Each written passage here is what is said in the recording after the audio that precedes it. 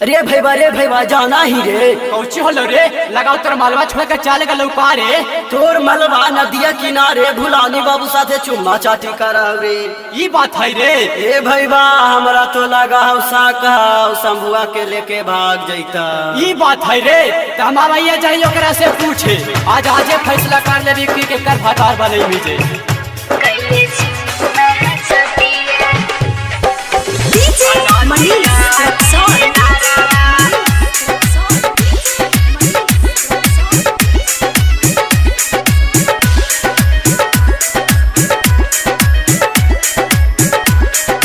Shivangi recording studio Rajgir.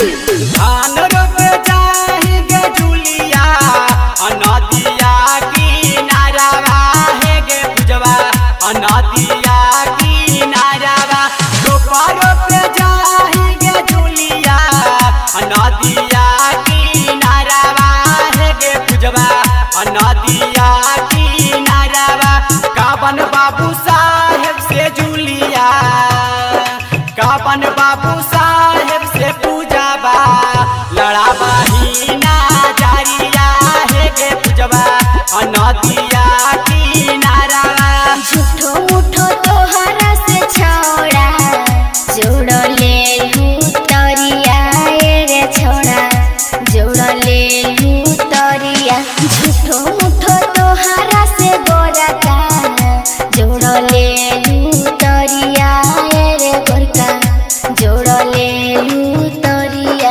कौनो बाबू साहेब से छोड़ा कौनो बाबू साहेब से नहीं लड़बनी नजरिया रे छोड़ा ना लड़ोई नजरिया।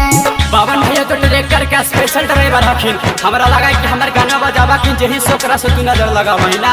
हम ना हलिए रे विश्वास कर। डीजे मनीष रक्सौल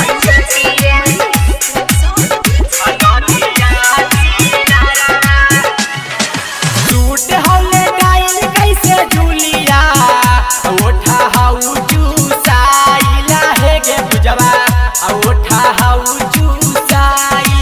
टूट हौले डाइल कैसे पूजवा ओढ़नी हाउला साराइला है गे पूजवा ओढ़नी हाउले साराइल।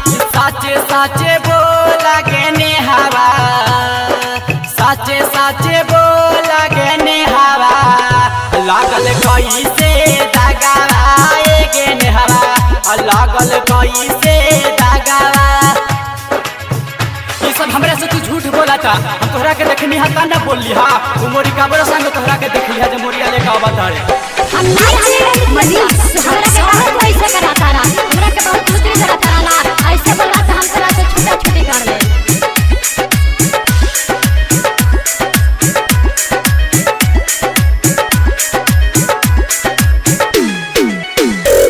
ट्रैक्टर के डरई मोर छौड़ा मरल सलहरिया रे छौड़ा मरल सलहरिया। ट्रैक्टर के डरई मोर छौड़ा मरल सलहरिया रे छौड़ा मरल सलहरिया।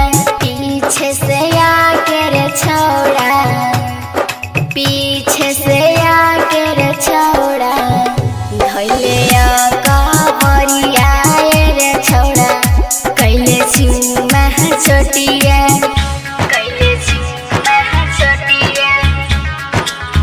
अनादिया की नारावा डीजे मनीष रक्सौल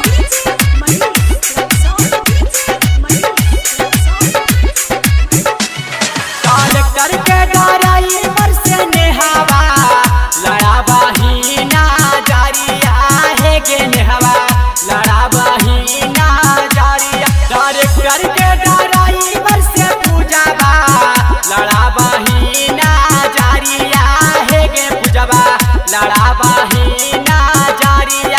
राकेश प्रेमी के संग में राकेश प्रेमी के संग में घुमाही बाधारावा है गे बबली खेतवा के यारिया।